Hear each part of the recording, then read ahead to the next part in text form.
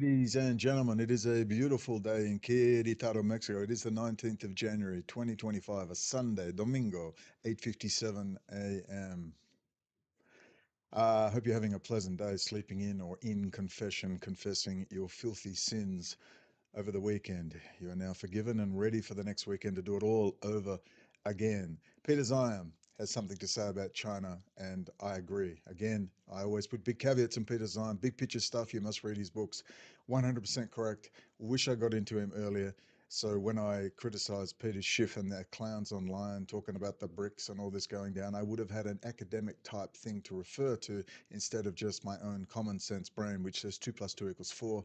And I'm not quite sure how the US dollar collapses when it is backed by the mightiest $1 trillion military in history. But of course, we know why they tried subversion, 100 years of subversion. Well, more than 100 years.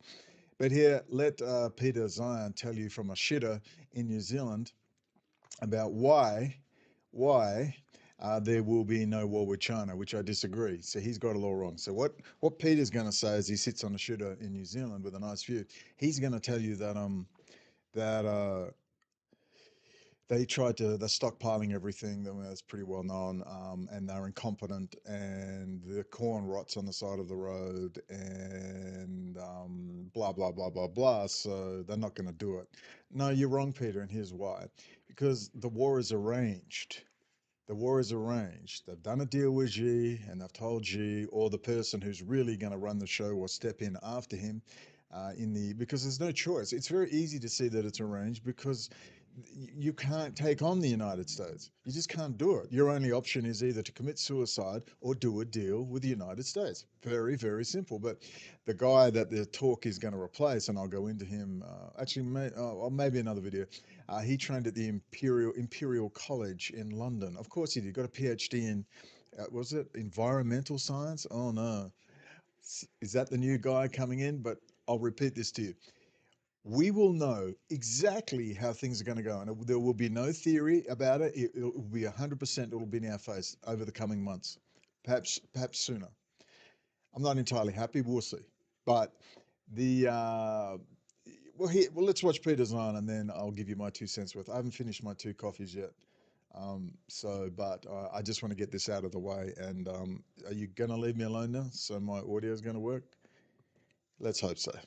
Stop picking on me. You're persecuting me. I'm going to have to write a memoir. So good old Peter's on. Let's have a listen now, shall we? Oh, wait a minute. Might have to put the appropriate desktop audio settings in. There we go. Silly Billy. There we go. Let me do the other one as well. I'm not going to pause. Damn it. I'm tired of pausing. That's correct. Okay. Did you know sound suppression is on, but I haven't got sound suppression on? I don't even know how this sound suppression works, but it appears to be on. I've never had a computer, a laptop, so I want my $1,000 now. I want you to buy me my Mini 4 Pro, all right, the little Apple thing, and we'll do an experiment. But I'm not paying another dollar because if I spend another $1,000 only to find that doesn't work, I'll throw it against the wall. And I'm not spending any more money, but I will allow you to spend money and send it to me. Okay, Peter, start again. Here we go. From a toilet in New Zealand. I just had to do a video here. I suspect Peter might have hung around quite a few public toilets. Oh, low, Brendan, low. But not as low as Peter goes when he's in the toilet. Oh, another low gay joke. Oh, no. Ban me, YouTube. For the view, which I will share with you now. Yeah, so you're not going to have my ugly mug on this one, but just keep in mind the theme of where I am and what I'm doing. Anyway, the question from the Patreon page is pretty straightforward. China is stockpiling all kinds of things, foods, fuels, materials, in order to survive a protracted conflict with the United States. Is that something that will work? And the short version is shit, no. China is the world's largest importer of energy, foodstuffs, the materials they need to grow food, as well as every mineral in the world. There really isn't a lot of raw material that is produced within China. It's brought in, it's processed, it's turned into value-added goods, mostly manufactured and then exported. So China is vulnerable to cutoffs at all stages of the production chain of every industry in the world. Now, they are, yes, storing lots of stuff, but let's assume for the moment they get to their goal of having 120 days of import cover for oil. Well, number one, so that would last them 120 days. Number two, they don't have the salt domes that the United States has, so storing has to be largely done above ground, which means it's something you can hit with a missile, which means that in a hot war, it's all going to be gone within the first couple of days anyway. And keep in mind, the Chinese are vulnerable to the United States sea power, not just on the Chinese coast, but anywhere that can interdict anything, with the Strait of Malacca arguably being the most sensitive spot, because that's where about 80% of their oil imports come from. Same basically goes for food. Storing food requires storage facilities. So a while ago, the Chinese built a massive corn storage facility, but all it was giant piles of corn piled up along the side of the road. And they all rotted within a year and it all went to nothing. Some version of that will happen for everything. And even if I'm wrong about energy and food and all the material inputs, they still have to export stuff. And their number one customer is the United States. So the Chinese battle plan literally is for the United States Navy to all sail within sight of the shore so that the Chinese can hit them with their Air Force. And then for the United States to continue to patrol the global ocean so they can still import all the food and energy that they want, and that the United States will still keep its market open so that the Chinese can pay for everything. It's a stupid, stupid, stupid plan. And so if they're ever Stupid, Peter. It's not stupid, silly. I'll explain why in a second. is a real fight between the Americans and the Chinese, not saying there will be, I honestly don't think there will be, but if there ever is, then the Chinese will be in the same situation I am, in the shitter. Although the view won't be nearly as good. Quite the wit, Peter. Quite the wit. Here's why Peter's wrong. You, it would have been logical to have a stage managed comeback between the United States and Xi, or you just depose Xi and put a new guy in. Why don't you just put a new guy in? Mount a coup, whatever, maintain law and order, whatever, and just get back to business and just do what China was meant to do all those years ago, which was to be a fair trader, uh, to um, to float their currency so that in a natural world, depending on production and outputs and spending, it would float according to, that's the theory with money, but of course it's just a big gambling den. But instead of pegging it to the dollar, but this is all arranged. This wasn't just China doing it on its own. It's completely arranged amongst that banking elite. And then China was obviously going to be post-Trump, when Trump withdrew from Eurasia and NATO. France, Germany, Russia, and Israel, along with Iran, would rule Eurasia, all, of course, under the control of the banking house of Rothschild. That's what would happen. And the US would either collapse or come under martial law, or have some sort of turmoil, which would then, over a period of time, be the strong man, of course, with Trump, and then Jared Kushner in 2028 would come in, and they would release a virus and start getting everyone under the giant planetary kibbutzim, Klaus Schwab, one of the Hofjuden nobles. Um, and friends, of course, that whole system of control. Again, key is understanding the concept of Hofjuden, infiltration, subversion, so on and so forth. Now, where Peter, I believe, has got it wrong is this seems like such a waste of time. Either they are mentally ill, which I guess is possible. I mean, I've worked in, say, a big industry called the medical industry as a comprehensive registered nurse. And in the past, I saw the most stupid, ridiculous people that you just could not believe. And not just in that industry, I've seen other industries. So how the hell are you getting promoted? That is impossible, because they're all friends. And there's a lot of in hospitals, there's a lot of masonry, a lot of people involved in there that because hospitals are important, like court systems. It's a place where people go. You might want to kill them off, you might want to suppress medical records or put out medical records. I know what they did to me in Royal Perth Hospital. I know the woman that did the x-rays of my head and irradiated my head. If I ever end up with a tumor, I know the name of that person, and trust me, you're getting a visit. She sat there and I was dazed and concussed, and she just zapped me again and again and again and again and again and again and again with the X-ray machine to see if I had a fractured skull. She must have done 50 and just kept doing it. I said, "Stop! What are you doing?" And she says, "Oh, I got it now." That's another story. You don't think I noticed and I didn't get your name? Amongst all the shenanigans that went on in that hospital, Royal Perth Hospital, a little hotbed of intrigue. My friends are still in there. They tell me all the time the stories. But anyway, um, what they're going to have is a managed war, just like the Ukraine-Russia is a very managed war. And you could even make an argument. I don't believe it's true, but it's possible that Putin was told, "You're going to invade Ukraine.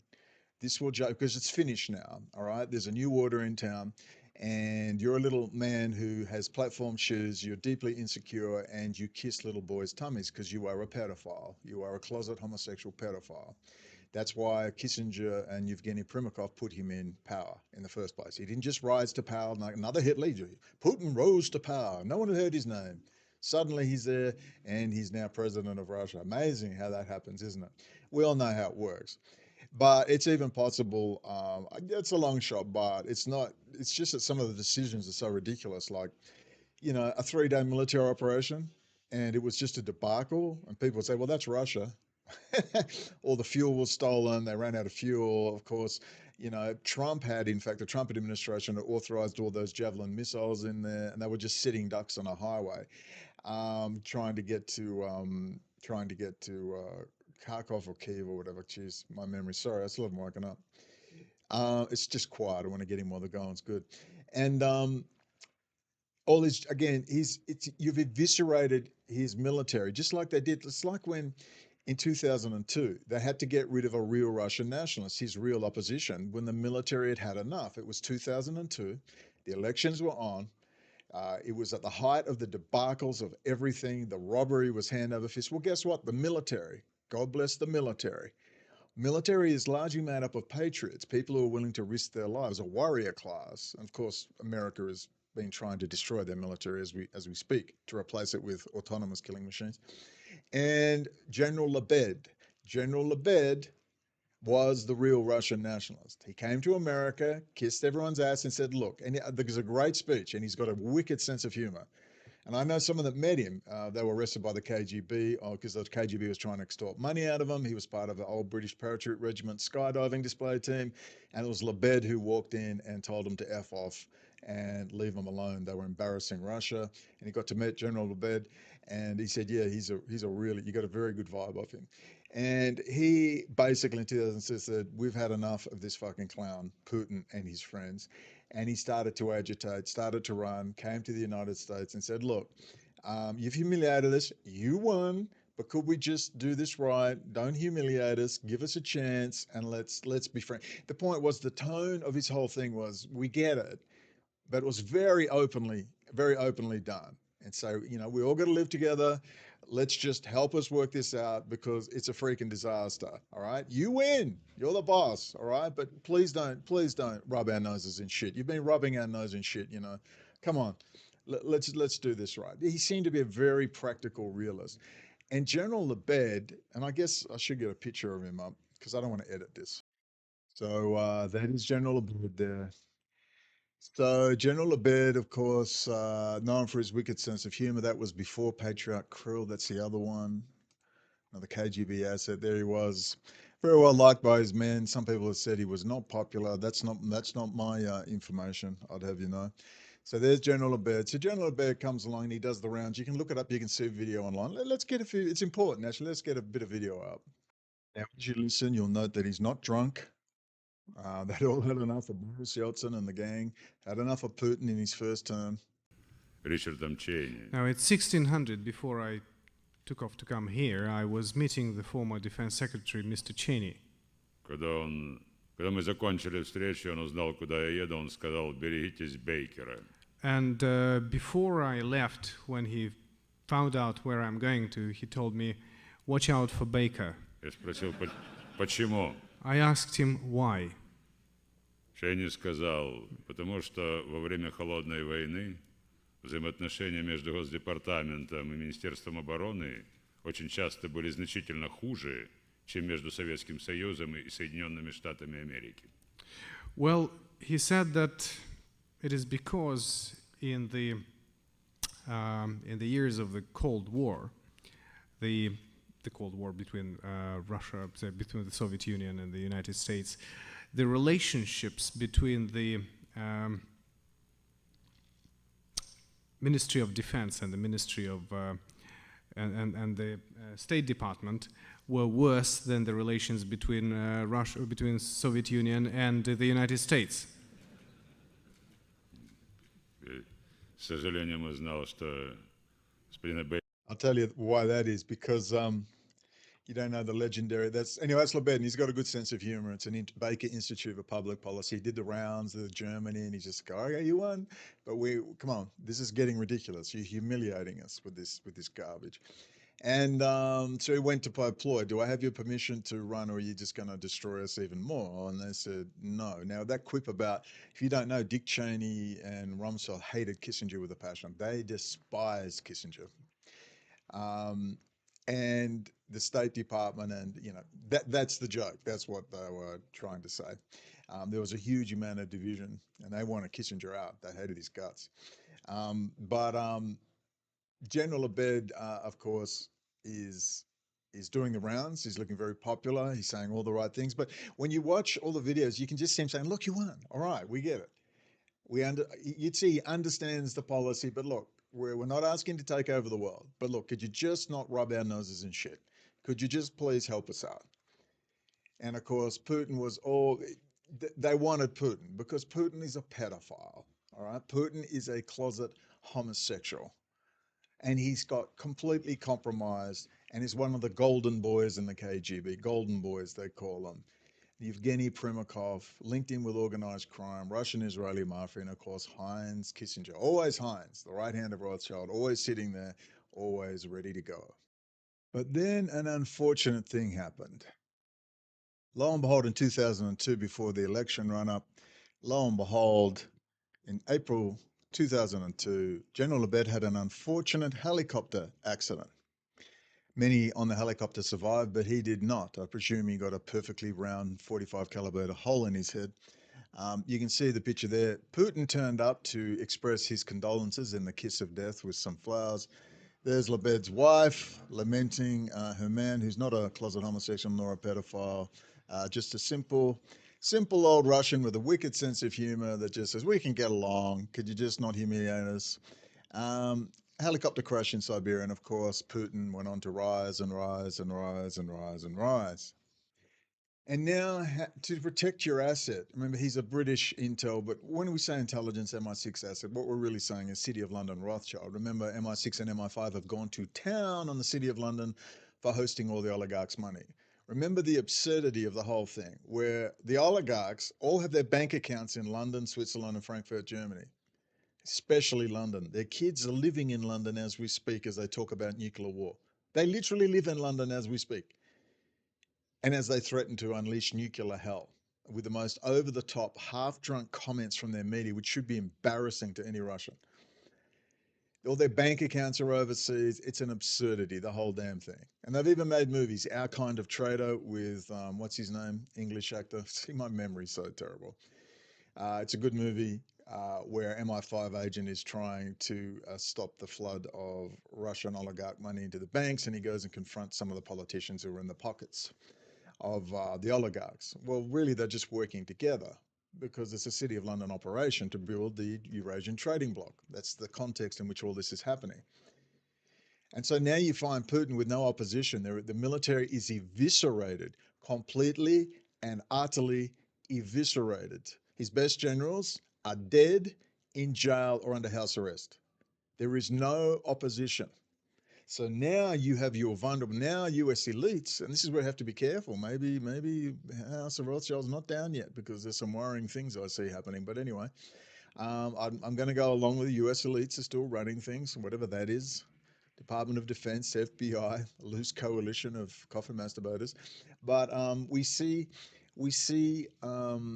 Putin is now in a very vulnerable point, but he has no viable opposition to mount a coup against him. So I don't believe there's going to be a coup with Putin. Putin's going to stay there. He's too valuable. He's completely compromised. He's completely vulnerable. And now you just feed him the technology and the imports. Remember, these are the simple things, simple facts. And that is, you can make claims about Russia and it's going to invade this and it's going into Belarus. I mean, seriously, do you seriously think Vladimir Putin, with the simple facts, you can think for yourself and just laugh at this. It's gaslighting. Russia has no capacity to make like high-speed turbines, special alloys, things that make your turbines work in your power production. They need to be replaced, special valves, special industrial controller chips, special high-tech German pumps. They can't get them. Their lifts are breaking down, water pipes burst, the maintenance is gone. It's falling apart, if you have not noticed, just as China is. How can you say to someone, if I'm taking on organized crime, or say I'm an organized criminal, I'm John Gotti, and I say I'm taking over this town, you better watch out. And the police are going, oh my goodness, John Gotti's taking over town. And then you go, but wait a minute, you're the police. How does he get any weapons? How can he do this? Oh, we don't know. Don't ask those questions. He's coming. You give us a police state. It's absurd. So they're going to keep him in. They're going to keep him in. There's no need to go any further. But I do believe they will wind up that war with a tactical nuke because everyone's agreed it's a beautiful way to end things. 2 US bases. They just do a deal. They always do a damn deal. They always do a deal. Right? Putin's going to sit there and stay. If Putin is gone, why would you get rid of Putin? You now have control of the state. I mean, maybe they are going to run the Abrams tanks up into Red Square, Moscow. Geez, actually, I thought about this morning. I said, would they dare do that? I mean, why not? I mean, half your stuff doesn't work. That's for another story. It's another story. But Putin's completely vulnerable. Of course, you leave him in power. You own him now, and you just say, "Listen, our little actor, whatever you're doing in your spare time with your mistresses and your golden boys, whatever you're up to, listen. Here's the deal. Here's how it will go. Your family will be protected, and you will die in your bed, unlike your enemies who you've killed and poisoned and shot in the head, and all those journalists you shot and killed and laughed about it. You will die in your bed. That's the deal. That's cold-hearted Kissinger-esque geopolitics, real politics. I'm just telling you that just makes sense. So now they have control of the local population. Now you've made NATO great again. Remember the saying about NATO openly is NATO is designed to keep Germany down, Russia out, and America in, to control Eurasia and prevent the coming together of France, Germany, and Russia. High technology from Western Europe matched with Russian raw resources, Chinese manufacturing, and the administrative state for the AI and everything else would be right there in the Federated States of Greater Israel. That was always the plan. So, how would you wind that up? The most managed war in history. Ukraine is the most managed war in history. I know a lot of Slavs, a lot of Slav friends, Serbs, Russians, and I've met over the years. My friend speaks fluent Russian. He studied over there for years. Speaks fluent Italian, some French. So I'm pretty sure, yeah, that's partly why the policing him. He must be an intel asset. Oh, they handed and arrest him too. But big mistake, because who are his friends? You know, we have friends, a Catholic professor with a PhD.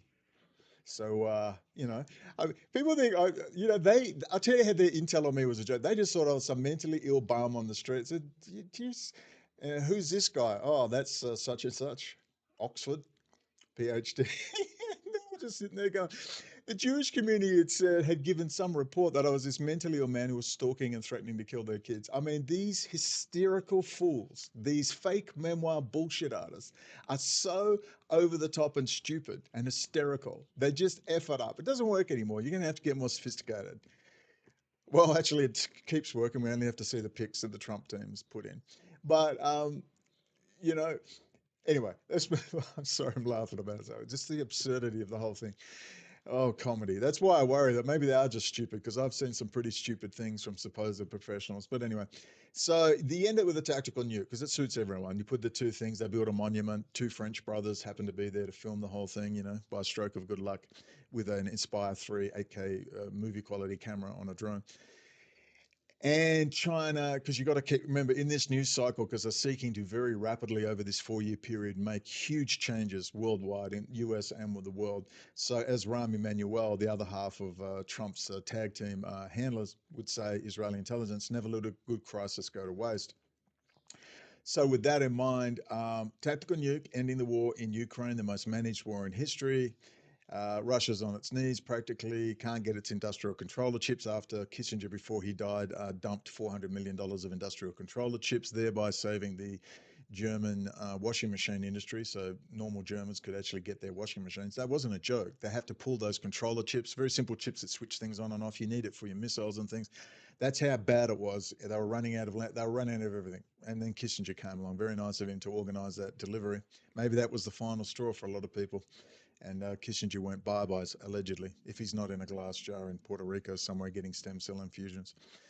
But so you've got Russia, you've got Eurasia signs, so on up. You've got to keep the stuff going. You've got to keep the autonomous killing machine narrative slightly hidden away and keep developing that stuff, because you're going to find it hard to get the millennials to join the army because they're too busy doing Snapchat and being social media stars.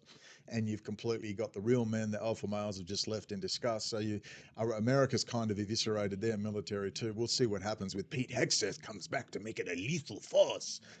Good on you, Pete. We'll wait and see about that, because all I see is orgasmic talk about drones and robots. And believe me, that's the key. If they just keep developing those autonomous killing machines and we don't see a real invigoration of the US Army and a real invigoration of the popular culture, so we get the males back on track, in particular, the alpha males with their testosterone, where we have humans in the loop for everything. If we don't see a popular discussion on these very important subjects, then we know where we're going, and we'll know very quickly. So a nice tactical nuke, that ends that. Lockheed gets their new battle management system, and I'm going to do a video on that because it's very important to understand the centrality of that battle management system. They have extended this war for multiple reasons, but one was Lockheed have said, probably in relation with BAE Systems in the UK and Israeli Defense Industries, they want their new battle management system for their AI stuff. They've already said, extend this war as long as possible. There has never been a point in modern history that you will never see a war like this again. Never, of the intensity, the brutality, and the very human factors that are involved here between these two teams fighting. You'll never see it again. It will never happen again. This is history. It's history we're watching unfold. A lot of blood, a lot of Slav blood. And I think the Slavs deserve a break from the last 100 years of their blood being spilt all over the place. They didn't invent communism. That was imported. Just as the Germans never invented National Socialism, that was imported. I think they've suffered enough. And maybe be nice to the Germans. You're going to Morgenthau them, obviously, but you could at least lift the guilt of the Second World War, eh? And tell the truth about the Second World War. The National Socialists did enough horrible things to guarantee a degree of guilt, and then so did you, Allies, slaughtering German civilians in their hundreds of thousands with Allied strategic terror bombing campaigns. So the history of the Second World War. We can find it, but it's time for some popular culture on that, eh? And you lift a bit of that guilt, all right? And we can have a big ceremony with Jews and all the rest, and say, never again will we allow these sorts of things to happen. This psychological warfare, this Nuremberg rally, Tavistock psychological warfare. I could think of a brilliant way to end that whole animosity very easily, and without the bullshit. All right. As Professor Norman Finkelstein's mother says, they've lied about the Holocaust so much, it's a wonder anyone believes it at all. So it ceased becoming a moral, ethical tool on the collective punishment of individuals, the targeting of identifiable groups, and all the rest by the state, and the dangers of the state. America is what you were designed to stop. Okay? You were designed to stop that, to not become that. So we could have a beautiful ceremony to do that. And the German people, because I don't know, have you met a lot of Germans? I met a lot of them around the backpackers, and they are so freaked out about the Second World War. And I used to just tell them the history of the rise of the National Socialist Party. I didn't even touch Holocaust with them, and they freaked out just on that. I don't think you realize they will literally apologize to you for the war. So, dude, it's fine. It's like it's 2005. It's okay. But they all, anyway, the point being, that battle management system from Lockheed, all right, that's the, it's not just about, it's to predict battles. They're trying to predict a battle, plan battles, and manage the battle, managed human state-sanctioned killing. And they are utilizing social media, all right, so social media posts, phone call intercepting their posts on Telegram, their messages to their loved ones.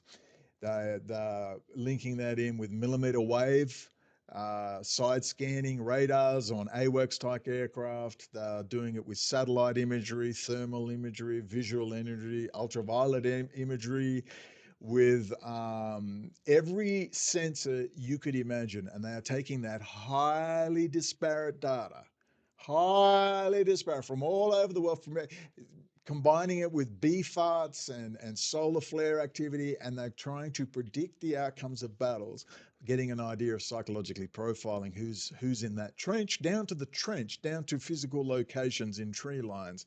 They want to get it down to a fine science so they can predict the outcomes of battles. Now, how do you, to predict and make an AI model, like a language model, behavioral model, you need a war to try it out on, to see the data and see if you're getting accurate data back. And they have extended this war in part. It's one of the reasons for that reason. That's why they've been continuously starving the Ukrainians of weapons, preventing them from using their weapons. It's been a very managed war. They're managing the war. They manage populations, they manage thoughts, they manage behavior, and they want to manage wars down to the nth degree.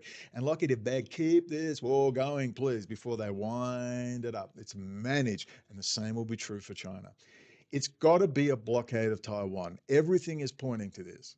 Everything, unless they really are whack jobs, completely out of touch with reality. Really, they still exist? In 2025, they are that removed from reality? It's got to be a blockade. Cuban Missile Crisis, because you can extend it out. Ladies and gentlemen, stand easy. The US Navy is in the region. Maybe they get an old ship and blow it up or something, but it's going to be very managed. Will they hand over Taiwan? No, but I think what they'll do, they'll get the best technical people there to get over to the United States. Get over to the United States to run their new fabs there.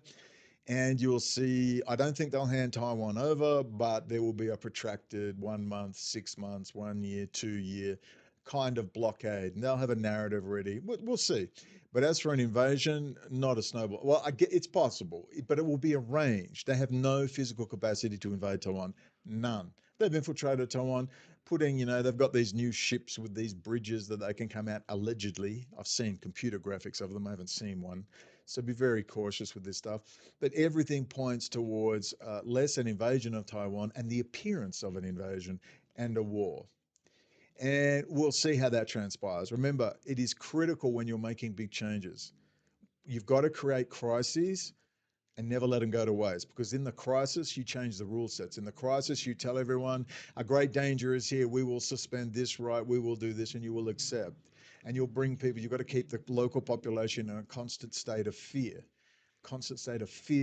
Anxiety. You can't think about the future. You can't plan for the future because you're dead tomorrow. So there's no long-term planning. And if you cannot plan long-term, you cannot win. And that is one of their biggest weapons, is just keep a local population in continuous fear and anxiety with the continuous run of official enemies. That, if we don't see a removal of that program, see, America doesn't need autonomous killing machines. America is an autonomous killing machine. America is so powerful. There is no enemy. It's fake, completely fake. So as we move into this new system, if we don't see a pulling back of this AI stuff, sure, there can be some small stuff. There can be some small autonomous killing vehicles, very small scale, maybe.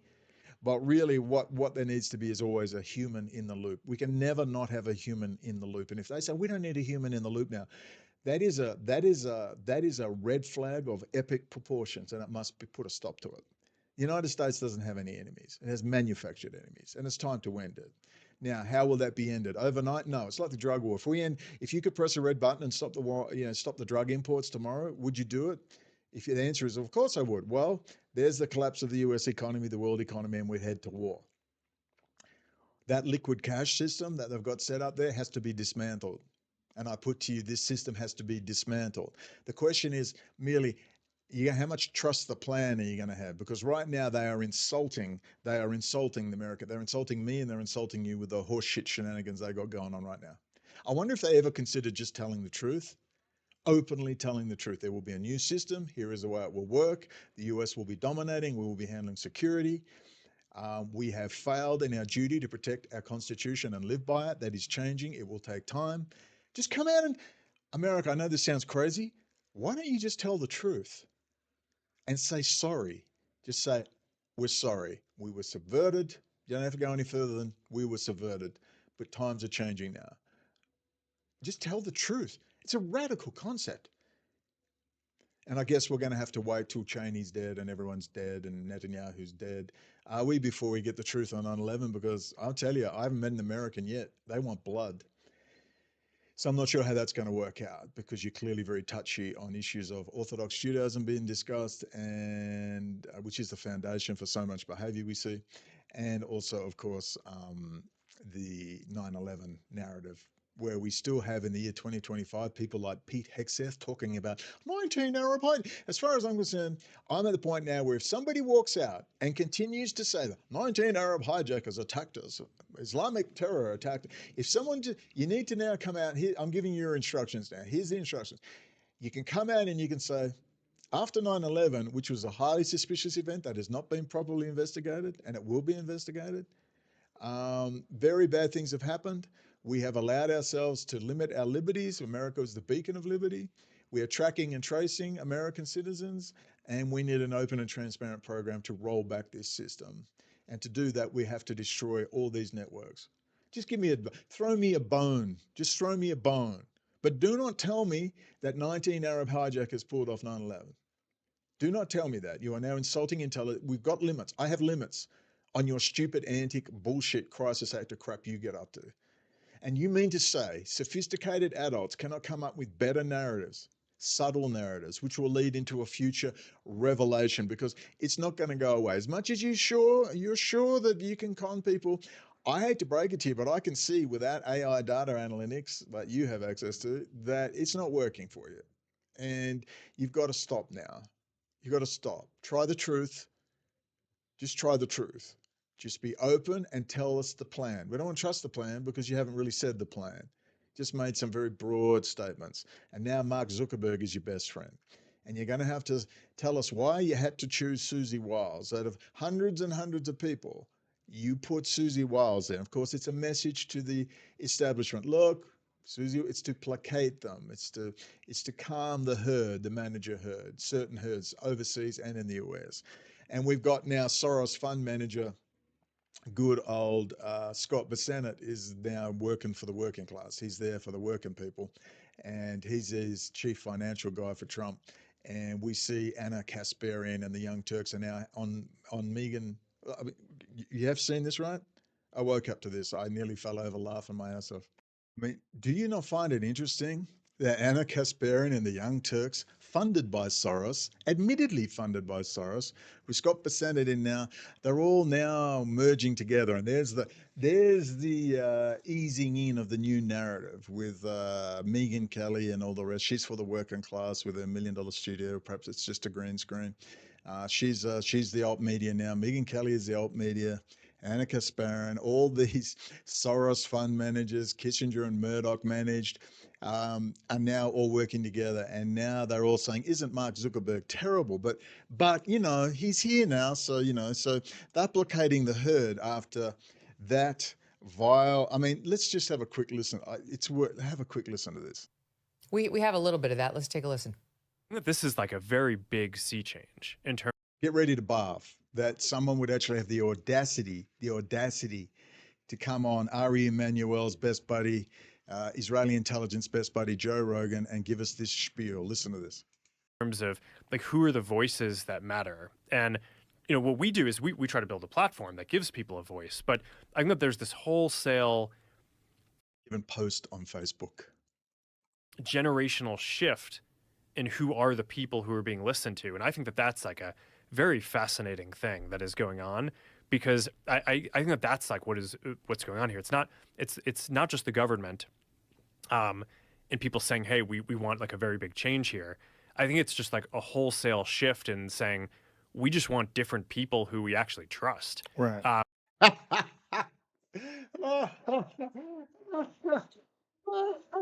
Yeah, and they've got them ready to go. Ari Emanuel, Ram Emanuel, and Israeli intelligence and the whole Jewish power running Hollywood, the media, they've got them ready to go. How we have forgotten. We just want people we can trust. And Mark Zuckerberg's here with Joe Rogan. You can trust Joe. You smoke pot, take magic mushrooms, chill out, bro. You know, they're not even trying. You know, I think these people have lived in a rigged game so long, they just can't come up with anything. They don't know how to do anything subtle anymore. Who are actually going to like tell us the truth and He said that. Tell us the truth. He must have practiced these lines for hours. not give us like the bullshit opinions that you're supposed to say, but like the type of stuff that I would actually like when I'm sitting with in my living room with my friends, like the stuff that we know is true. Like who are the people who kind of have the courage to actually just say that stuff? I don't know. I think that whole like cultural elite class needs to get repopulated with people who people actually trust. What is going on? It's like Scott Bessent for the working class. Man, who are these elites? You are the elite. You are the little lackey puppet boy working for a gigantic military industrial complex, City of London operation. I mean, the gall of these people. Couldn't you just kill him or just fake his death and put someone, I don't know, do something, a car chase, an explosion, a dramatic exit. What is this? And are people going to accept? I don't believe people are going to accept this. I mean, I think Rogan's on the nose. I think once you hook in Rahm Emanuel, Israeli military intelligence royalty, once you hook in that City of London narrative, I just don't believe the Trump towers are going to fall for any of this. I think that's why there's going to be a war or the appearance of a war around Taiwan. And there's many back-end benefits to that. They'll get their best techs will come over and they'll drag on the new war. Maybe Lockheed's battle management system needs some Navy scenarios to play with their tech. If it was a real war, it'd be the shortest war in history. I mean, you can't invade a country without ships and building, and you keep hearing about all this building ships. Well, okay, you got your computer graphics. Can you show me all these big ships? You're going to need a few hundred of them, 20,000 tons each. I'm sorry? It'll be the million-man swim in short order. But, the horseshit continues. I don't know. I'm just really worried that they're willing to. Well, I guess when you see people like this, that they are confident they can spin it, that they've created such an air of anxiety, and as long as they keep the food flowing and hope flowing, that a large section of the US population in particular, but elsewhere, will keep sucking up this horse pucky. I'm sorry, but Mark Zuckerberg wants us all dead. I want them gone. You can take over the system, but you got to get rid of these people. Mark Zuckerberg is evil. He is evil. He is a psychopathic, evil person. And so is Joe Rogan. People who willingly lie to you, who have close associations with foreign military intelligence assets, this isn't rocket science. 2 + 2 continues to be 4. Now, I don't propose to know exactly what's going on, but I also know how messaging works. If you don't know, if you're not on my Patreon, something strange happened. I did a post on, and I've said I'm just about over Donald Trump now. It's just insulting, just from a personal ego level. It's just so insulting, some of the stuff they're doing. It's like, oh, come on now. Even if you want to say trust the plan and maybe it's not the best plan, but it works, you're just insulting me. Hegseth, Tulsi Gabbard, all these people. You mean to say out of 400 million Americans, there's just no talent at all? You can't pick anyone? It's just an absurdity. It's insulting. I just don't think you've read the room with all your social media data analytics. You can't work. What? I don't know. What are they saying? You're going to pretend Rupert Murdoch's for the working class, that Mark Zuckerberg's for the working class, that Scott Bessent. I mean, I saw the interviews. This guy, you know who this is, right? So this is the Soros fund managers, who's best friends with Susie Wiles and has seen the light, and Chief Executive Officer and Chief Investment Officer for Key Square Capital Management, former Chief Investment Officer for Soros Fund Management, trustee of Rockefeller University, member of the Council on Foreign Relations, taught economic history at Yale University, bachelor's degree from Yale University, advised Trump to pursue a three strategy. Seriously. I don't believe Trump tards are going to fall for this at all.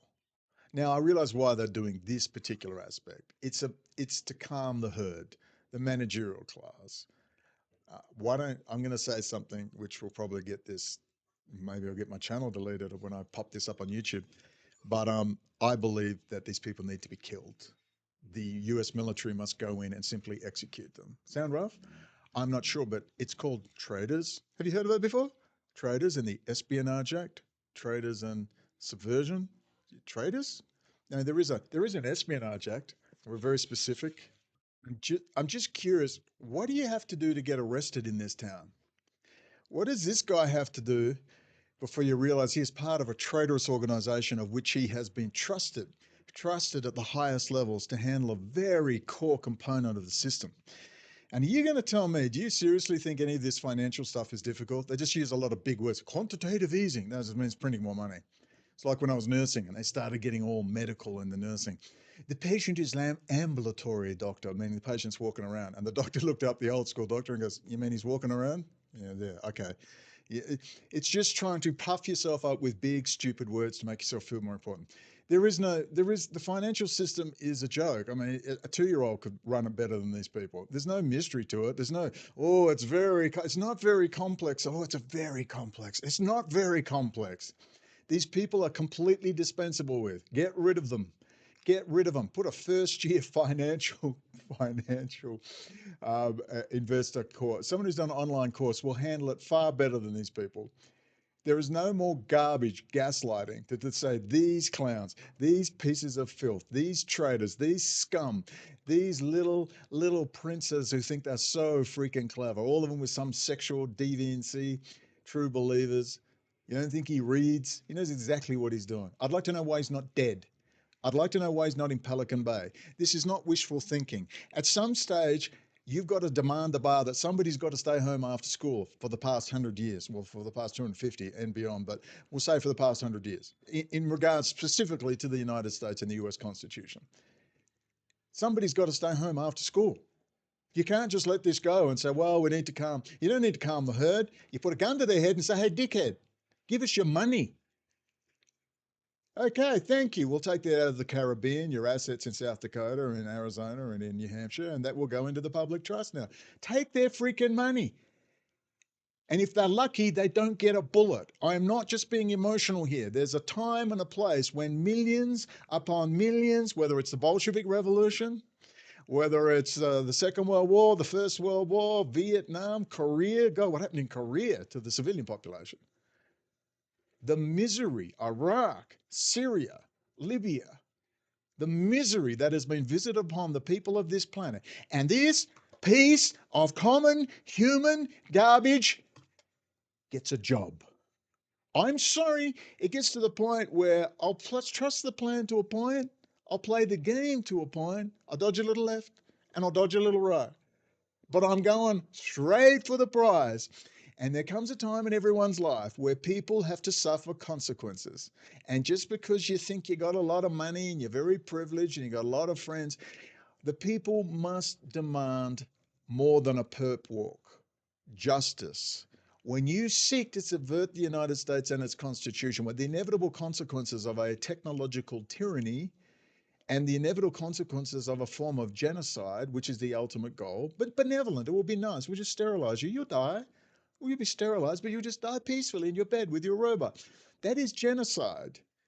And these people must be held accountable. Fauci must be held accountable. Bill Gates must be held accountable. And the banking and financial classes of both the UK, Europe, and the United States must be held accountable.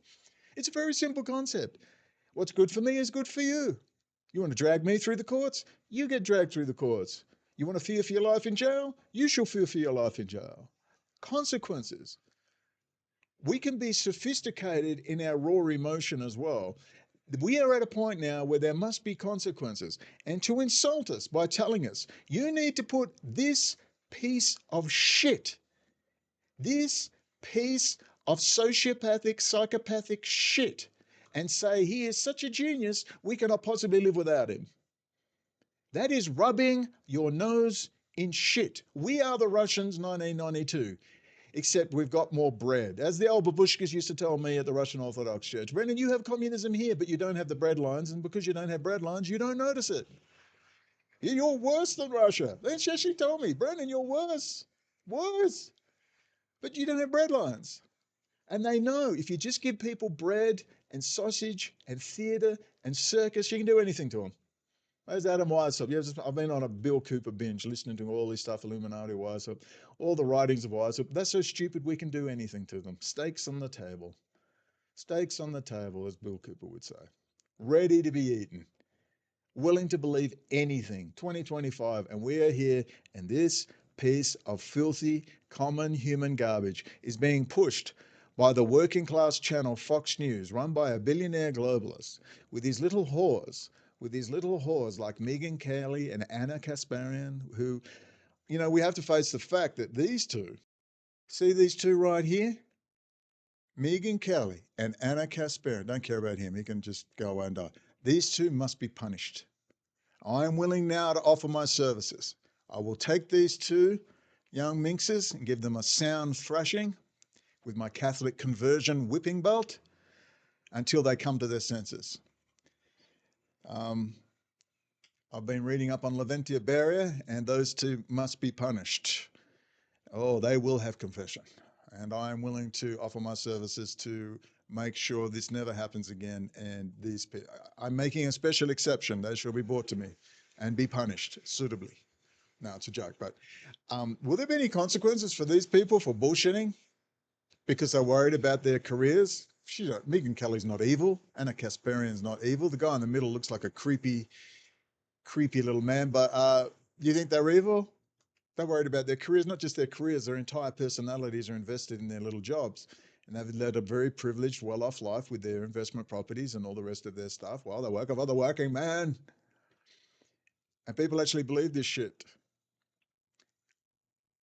The big story yesterday, she got millions of views. Megyn Kelly was that, oh my God, Trouble in Paradise, Obama and Michelle, Michelle are getting a divorce possibly. Oh my God, look, top, woo, ratings right up.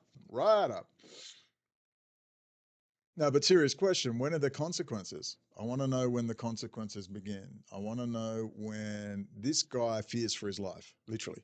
His life and the life of his family. When's he going to fear for it? When's he going to, I don't know, pay some tax? When's he going to, does he need, what's he worth? I reckon he's worth, I have no idea, let's say $300 million, $380 million, you know, around there, chief financial advisor, CFO, CEO of an investment firm. What's he worth? Billion? I think it'd be sub $1 billion, but a lot of money. Can he ever spend that money? And I'm not saying someone who builds a business and that should not be rewarded, but you know, how much is enough? Or do you just give it to your kids? And a simple question. We got to live on this planet. We got to help each other out. We can maintain personal incentive and personal development and people's ability to create. And you know, there's real alpha type people that don't just think about something, they make it happen. You know, they're still around somewhere. I mean, most of it's all lodge bullshit where they just get someone and prop them up and put all the money in, and then suddenly they're a fucking genius. You know, oh, they're all geniuses. Well, they're not. They're just propped up half-wits, like a Musk or a Bill Gates. Most of the people you see, they get a trusted person and they don't own any of it. It's just all garbage. Well, that system has to be dismantled. We're not asking for communism here. I'm asking everyone pays their fair share for the roads and the collective input that makes life best for everybody. When we have respect for the individual as the absolute foundation of the system. Self-actualization, individuation, that the most important thing is that the individual can be themselves. Do you know how crazy that US Constitution is? The pursuit of happiness. What was in their heads when they wrote that the individual must be free to pursue a meaningful life? I mean, do you particularly you Americans, you pay it lip service at best with a few motherhood statements.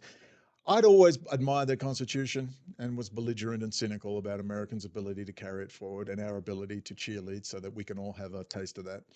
And your children can have a taste of it in the future. But when I was arrested, it became when I feared for my life in prison, when I saw how the system just comes together, the media, the judges, the lawyers, the jury, the police, everyone comes together. And it must be good people came to me as well from those areas, including a judge, for crying out loud. I couldn't believe it. You know, you see that system come together. And when I realized that particular thing couldn't happen to me in the United States, and even if it did have legislation like that, I would have had 50 Jewish lawyers lined up to defend me. Because that spirit is still there. It's damaged, it's pus-ridden, it's infected, it's gone a bit off. But in the core of that can be saved, something very special. And so I became very pro-America when I realized, holy shit, I've been conned. I've learned to hate America, and that's what they want me to do.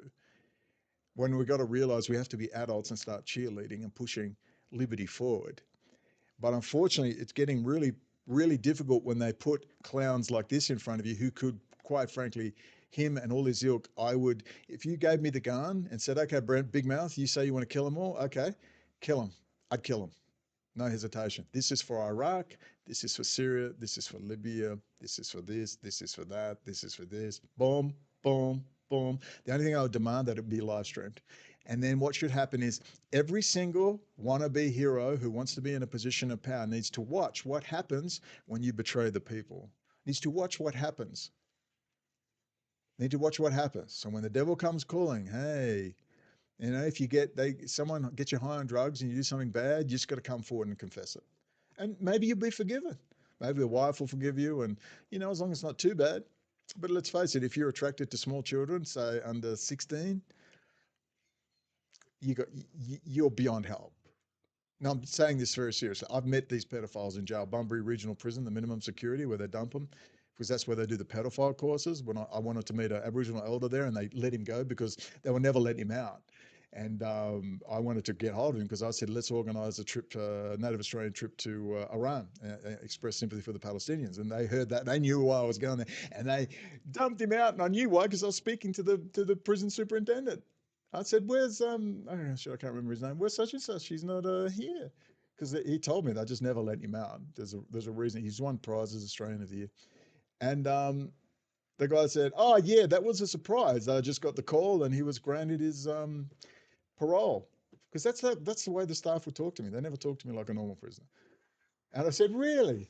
He was just let out. Yeah, and the prison superintendent surprised. Like, it wasn't normal. Yeah, because they didn't want me talking to him. That's another story. But I mean, they're weird, all right?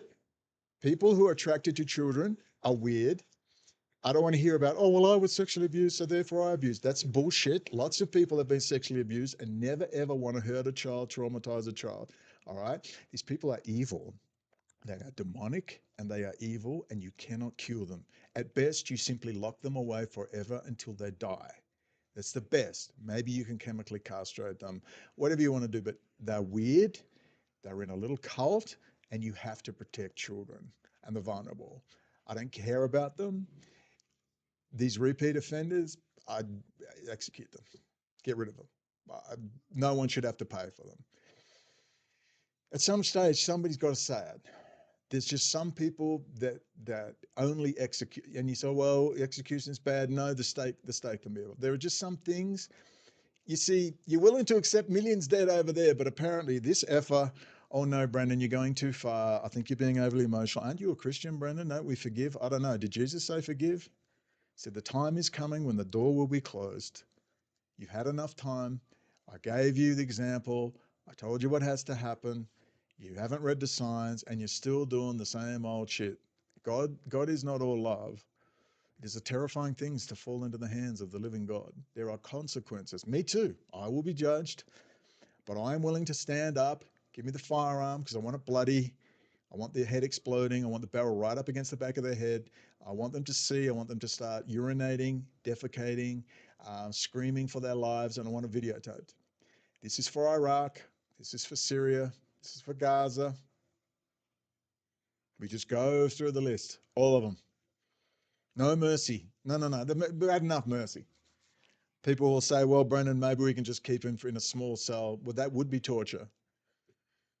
Maybe. All right, maybe. All right, I go a lot by how I'm feeling in that moment. And my feelings are, no, maybe Pelican Bay, a small concrete cell, and that's where they stay. 24-hour lockdown, they get an hour to shower, walk out, walk around in a bit of sun, then they go back in their cell. And that's how they live, and that's where they stay till they die. All right, I'll take that. All right, we'll do that. We'll do that then. Will there ever be consequences for the people? You gotta imagine, under the law, there's a very specific law for this. There's specific deterrence in sentencing, when the sentencing process, there's specific deterrence and there is general deterrence. Now, general deterrence takes priority over specific deterrence. What does that mean? The judge may go, Scott Bessennett, it's quite clear to me you're a nice guy, you made a mistake, and you have absolutely learnt your lesson, and I have no doubt you will never do this again. And normally, the judge wouldn't say it, but the judge might say, normally I'd let you off with a parole, you have to pay all your money back, you have to do this, do that, because I'm 100% sure you will never do this again. That's specific deterrence, but then the judge must now refer to general deterrence. which always takes precedence over specific deterrence. However, Scott, because of the gravity of what you have done and we have to give a general deterrence to society, I'm putting you in jail for the rest of your life. And that is the difference between specific deterrence, meaning you've learnt your lesson, and also setting an example for the community to say, if you do the same thing, you're going away forever. And that's general deterrence, and that always takes precedence. At what point is there a cost to putting misery? Just the 2008 crash, suicides go up, misery, heartache, broken families, beaten, battered wives, kids, alcoholism, drug use, all the rest of the misery, which I've seen as a registered nurse and told friends, social workers, and all the rest. All the misery that this effing CUNT and his friends have done. What they have done. Veterans permanently traumatized with PTSD and guilt, committing suicide, permanently injured for the rest of their lives, the ramifications for their families and their immediate communities. And on top of all that, the trauma and incredible trauma visited upon the countries in which they visit and then are told by the state to kill. Okay, what point does he stand guilty? Where was the mercy for the people of Iraq, Vietnam, Korea, all the rest? Bloodlust. It was sheer destruction with no wish for the United States to win, but simply to spread destruction. When does someone stay home for after school? Don't think I'm just being overly emotional about this. F-U-C-K-E-R.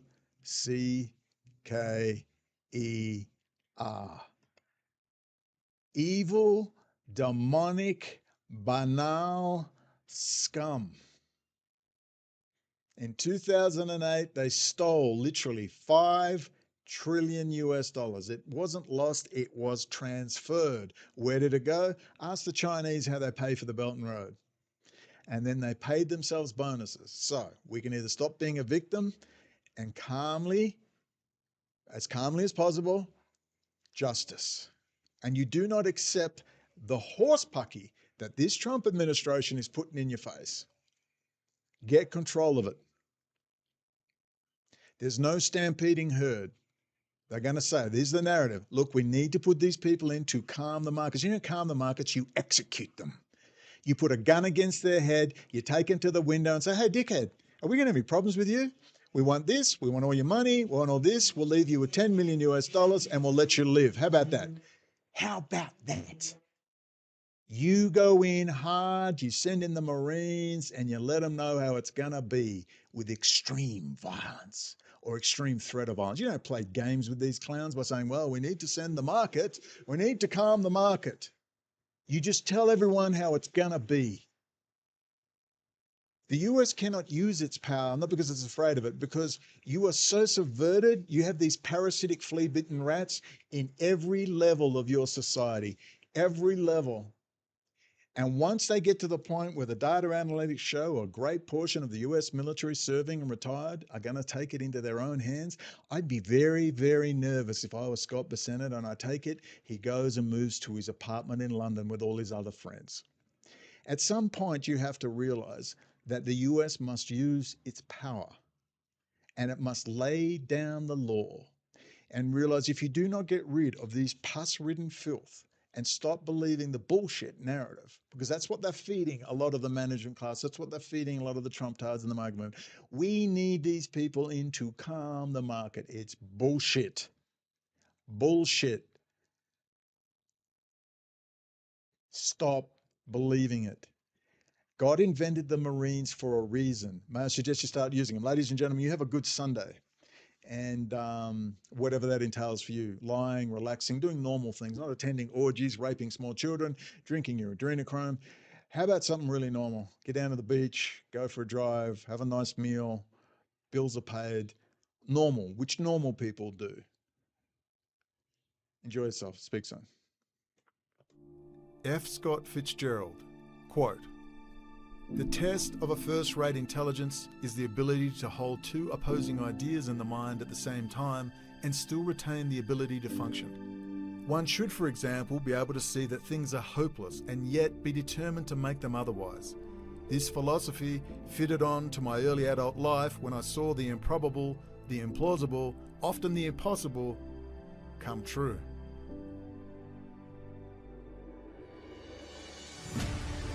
What is our common bond truly? Freedom. Freedom. Without freedom, you can't be a Christian no matter what denomination you belong to. You can't be a Buddhist. You can't own a donut shop. You can't drive from here to Oregon. You can't be an American because that's what it's all about, and it's the only thing that it's all about, nothing else. Nothing else. It's about freedom.